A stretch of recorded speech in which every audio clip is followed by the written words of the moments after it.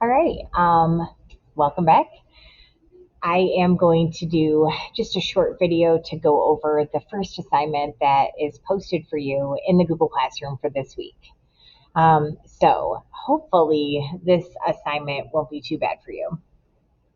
I want you to start off by making sure that you are in the Google Classroom, which you are because you're seeing this video, but you want to go ahead and access the website that I have linked in the Google Classroom.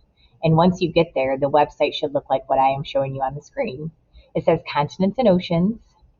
It also has the social studies standard and what you should be able to do after this activity. So after this activity, you should be able to label continents and oceans on a world map. So you can work through this website at your own pace. I'm going to remind some of you about the Google Read and Write tool.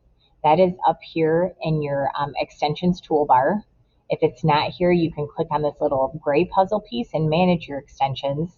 But when you click on that Google Read and Write, if you recall from when we did this in person, a toolbar pops up.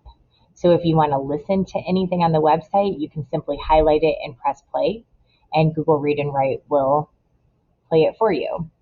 So that is there to help you, as I'm not going to read through every part of the website. But you want to study the oceans and study the continents. There are 7 continents and 4 oceans, although most maps will show a 5th ocean at this point. So you have North America, South America, Africa, Europe, Asia, Australia, and Antarctica. And then your oceans, you have the Arctic, the Atlantic, the Pacific, which you see a lot of times on both sides, but that's one big ocean, and then the Indian Ocean. Lastly, again, a lot of modern maps have the Southern Ocean labeled as well near Antarctica. This website has a video linked with it's not too bad of a song, but it might help you remember the continents and oceans. So please watch it at least once. I also have other games posted. Give each one of them a try at least once. You have your level 1 games, which are a little easier, and then your level 2 game. But again, it's just pushing the continents and the oceans really home and committing them to memory. When you get to the end of the page, you're going to see a sign that says, would you pass a quiz? If you don't think you would pass a quiz, pick one of the most helpful activities that you did and redo it. There won't be a quiz on this right now, but you just want to be honest with yourself. So when you are finished with this in the Google Classroom, you are going to see pretty much a blank slideshow attached. So when you click on the slideshow, the name of this is Draw a Map of the World.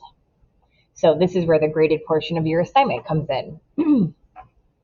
After studying the names of the continents and oceans on those websites and the games provided, I want you to draw, color, and label a map of the world on your own sheet of paper. It could be a piece of blue paper, white paper, notebook paper, I don't care. And your drawing doesn't have to be something that you would find in the Toledo Museum of Art. I don't want you to turn in sloppy stuff, but at the same time, if it's not perfect, I'm not going to sweat it. Your map needs to include a title. You're showing the world. So what would a good title be? It needs to show, that was a typo that I just caught. It needs to show the 7 continents with labels, and the 4, I'm going to put 5 oceans because of the Southern Ocean with labels.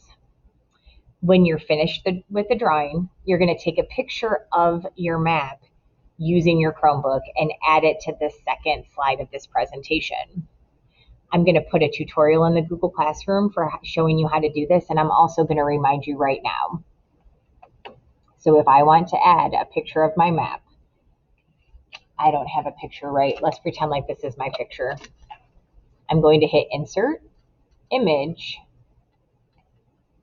I'm going to go down to Camera.